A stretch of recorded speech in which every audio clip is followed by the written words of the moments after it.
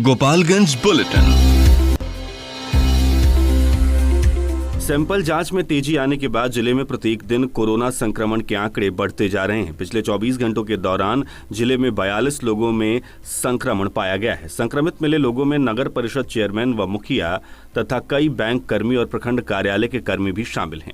नए संक्रमित लोगों के सामने आने के बाद जिले में कोरोना संक्रमण का आंकड़ा बढ़कर 618 तक पहुंच गया है। इस बीच राहत की बात यह रही है कि जिले में कुल संक्रमित लोगों में से 398 लोग स्वस्थ होकर अपने घर वापस लौट चुके हैं। शुक्रवार को संक्रमित मिले सभी 42 लोगों को चिकित्सकों की टीम ने होम क्वारंटीन से निकालकर आइसोलेशन वार्ड में शिफ्ट कर दिया है। इस बीच civil surgeon doctor T N Singh ने संक्रमित मिले लोगों के परिवार के सदस्यों का भी सैंपल प्राप्त करने का निर्देश जारी किया है ताकि इनके परिवार के संक्रमित लोगों की पहचान कर उनका इलाज किया जा सके। 12 जुलाई को जिला मुख्यालय के अलावा बैकुंठपुर प्रखंड में शिविर लगाकर कुल 180 लोगों का सैंपल लिया गया था। शुक्रवार को 180 लोगों का सैंपल रिपोर्ट प्राप्त हुआ। इसके अनुसार 118 लोगों की रिपोर्ट नेगेटिव रही, जबकि कुल 32 लोग कोरोना संक्रमित पाए गए। स्वास्थ्य विभाग के अनुसार संक्रमित मिले लोगों में से केवल 8 लोगों की ट्रैवल हिस्ट्री प्राप्त हुई है, जबकि बाकी लोगों की ट्रैवल हिस्ट्री नहीं मिल रही है। बगैर किसी ट्रैवल हिस्ट्री के लोगों में कोरोना के बढ़ते संक्रमण के आंकड़े को लेकर प्रशासनिक अधिकारियों की चिंता बढ़ती जा रही है। शुक्रवार को संक्रमित लोगों में बैकुंठपुर प्रखंड के 13 लोगों के साथ ही कई बैंकों के कर्मी, सदर प्रखंड के कर्मी, नगर परिषद अध्यक्ष व बैकुंठपुर प्रखंड के एक मुखिया भी शामिल हैं। इस बीच जिले में अब तक संक्रमित मिले 618 लोगों में से 398 लोग घर लौट चुके हैं, क्योंकि वो कोरोना मुक्त हो गए हैं। वर्तमान समय में जिले में कोरोना के एक्टिव मामलों की संख्या 228 पहुंच गई है। जिले के शहरी इलाकों में लॉकडाउन लागू होने के बाद अब लोग ऑटो में बैठकर लंबी दूरी तय कर रहे हैं। इस तरह के कई तिकड़म लगाकर लोग अपने काम निकाल रहे हैं। ऑटो व ई रिक्शा लोगों के लिए यात्रा का सहारा बन गया है, लेकिन इन सवारी वाहनों में लॉकडाउन का नियम टूट रहा है। निर्धारित से अधिक व ऑटो व रिक्शा में बिठाया जा रहा है। इनमें से अधिकांश लोग बिना मास्क पहने ही ऑटो में लंबी दूरी तय कर रहे हैं। कोरोना पॉजिटिव मरीजों की बढ़ती संख्या को देखकर जिलाधिकारी अरशद अजीज ने जिला मुख्यालय सहित नगर निकायों में लॉकडाउन लागू किया है।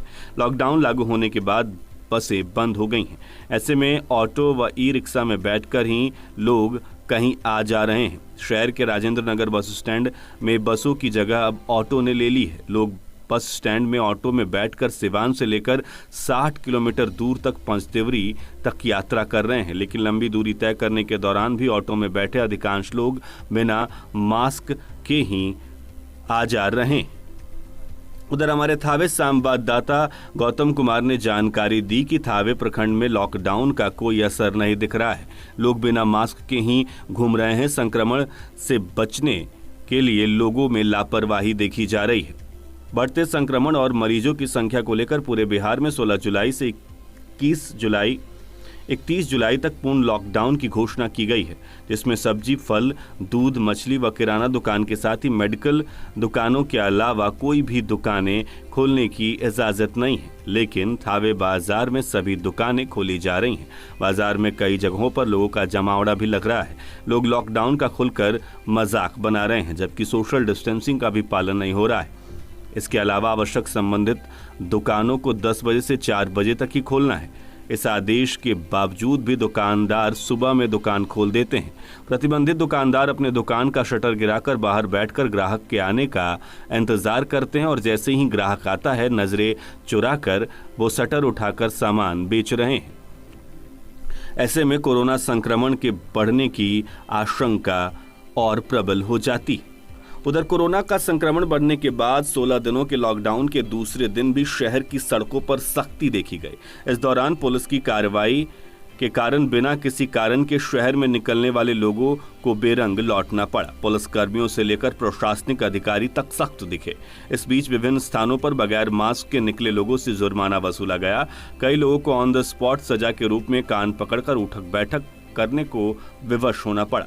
कोरोना वायरस का चेन को तोड़ने के लिए लॉकडाउन के दूसरे दिन सुबह से ही पुलिस सभी इलाकों में चौकस दिखी। लॉकडाउन के दौरान बेवजह बाइक से घूमने वालों के प्रति पुलिस की सख्ती कुछ अधिक रही। ऐसे लोगों को सबक सिखाने के लिए जिलाधिकारी अरशद अजीज तथा एसपी मनोज कुमार तिवारी के निर्देश पर शुक्रवार को एसडीओ उपेंद्र कुमार पाल तथा एसडीपीओ नरेश पासवान ने संयुक्त अभियान चलाया। इस दौरान शहर के अम्बेडकर चौक, डाकघर चौक, बंजारी चौक, मौनिया चौक, जंगलिया मोड़ आदि क्षेत्रों में लोगों को पुलिस की सख्ती दिखी। जिन दुकानों पर शारीरिक दूरी का पालन नहीं हो रहा था उन दुकानदारों को कड़ी फटकार भी लगाई गई। उन्होंने सब्जी विक्रेताओं को बुलाकर हर हाल में शारीरिक दूरी का पालन कराने का निर्देश दिया। अधिकारियों ने चेतावनी भी दी है कि यदि दुकानदार इसका पालन नहीं करेंगे तो सख्त कार्रवाई की जाएगी। उधर जिलाधिकारी अरशद अजीज ने भी गुरुवार की शाम करीब 7 बजे शहर के कई इलाकों का स्वयं भ्रमण किया और कई खुलने वाली दुकान को बंद कराया तथा दुकानदारों को 4 बजे तक हर हाल में दुकान बंद करने का निर्देश भी दिया गया है। शुक्रवार को प्रशासनिक कार्रवाई की जद में बगैर मास्क के निकले लोग भी आए। सीओ विजय कुमार सिंह ने बगैर मास्क के निकले 60 लोगों से 50-50 रुपए जुर्माने की राशि वसूल की।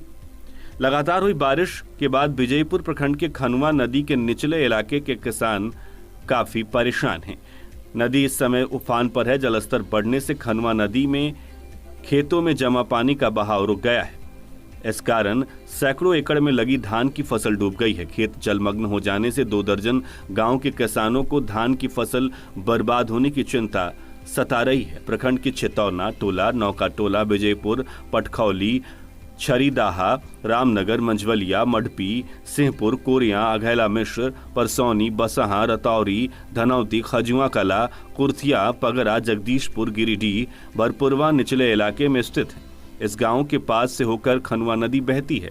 बारिश होने पर इस इलाके में खेतों में पानी लग जाता है और फिर ये पानी खनुआ नदी में चला जाता है। किसान बताते हैं कि इस बार लगातार बारिश हो रही है। खनुआ नदी का जलस्तर बढ़ गया है जिससे खेतों में नदी के पानी का बहाव रुक जाने से सैकड़ों एकड़ खेत जलमग्न हो गए हैं।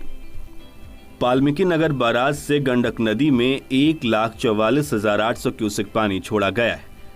गोपालगंज में जलस्तर कम होने की उम्मीद जताई जा रही है। उधर बाढ़ प्रभावित क्षेत्रों का राजद नेता सत्यदेव दास ने दौरा किया है। सदर प्रखंड के खाप मकसूदपुर, रामनगर समेत कई गांवों का नाव से उन्होंने दौरा किया। बाढ़ पीड़ितों को घर घर जाकर राहत सामग्री भी पहुंचाने का कार्य किया जा रहा है। सुकन्या समृद्धि योजना में खाता खुलवाने के लिए उन लोगों को नियमों में ढील मिली है जो लॉकडाउन के चलते खाता खुलवाने से चूक गए हैं या लॉकडाउन में जिनकी बेटी की उम्र अधिकतम लिमिट 10 साल के पार चली गई है। वे इंडिया पोस्ट की गाइडलाइन के मुताबिक सुकन्या समृद्धि अकाउंट 31 जुलाई 2020 को या इससे पहले इन बेटियों के नाम से खोल सकते हैं। एक अभिभावक अधिक से अधिक 2 बेटियों के नाम से अकाउंट खुलवा सकते हैं। बढ़ती महंगाई के इस दौर में बेटी की शिक्षा और शादी के खर्चे को आसानी से पूरा करने के लिए सुकन्या समृद्धि योजना एक बेहतरीन विकल्प है।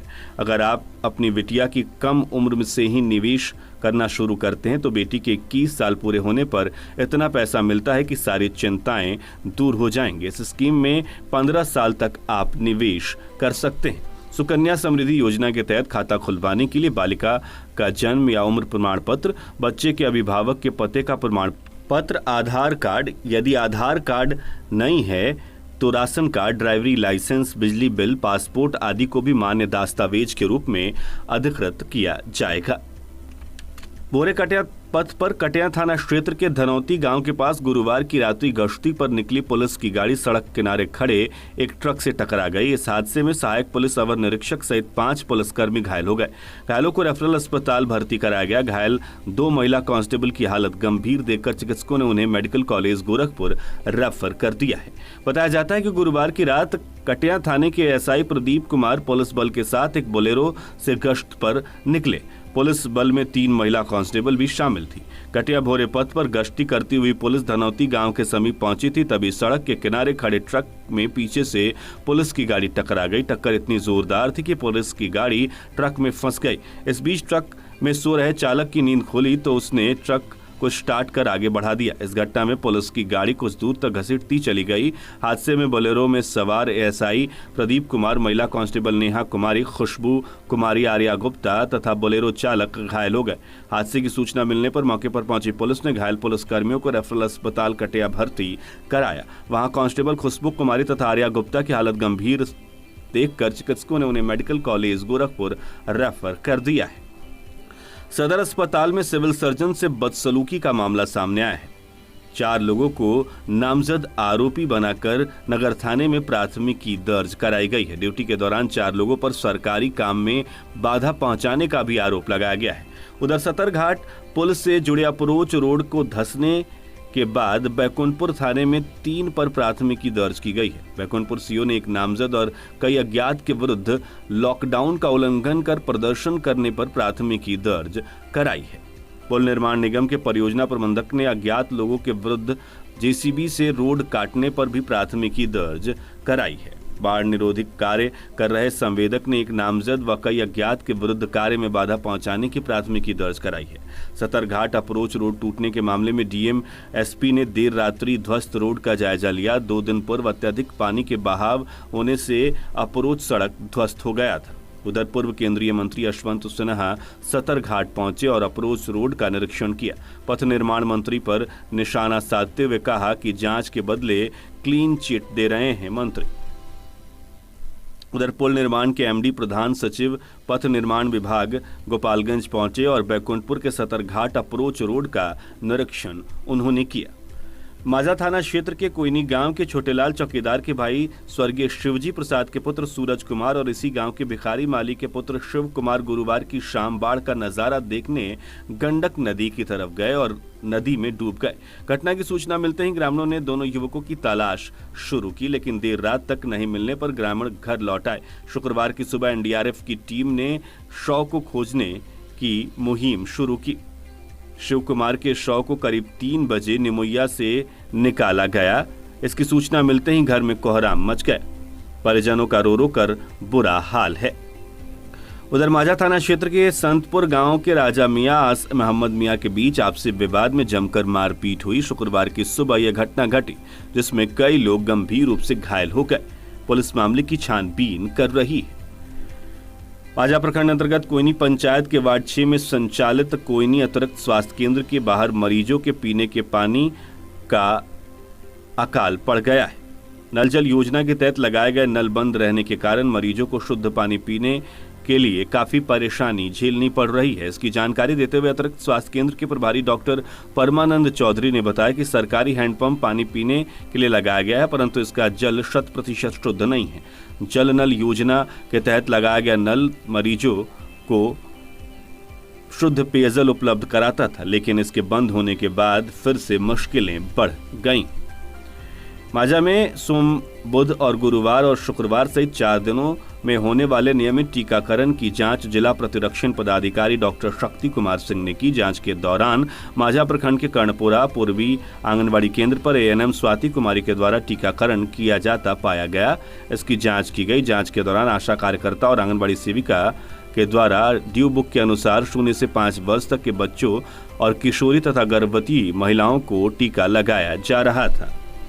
बिशंबर पर पुलिस ने मारपीट के आरोपी को गिरफ्तार कर जेल भेज दिया। थाना अध्यक्ष अशोक कुमार ने बताया कि गिरफ्तार आरोपी हीरो शर्मा और विपिन शर्मा टोला सिपाया के रहने वाले हैं।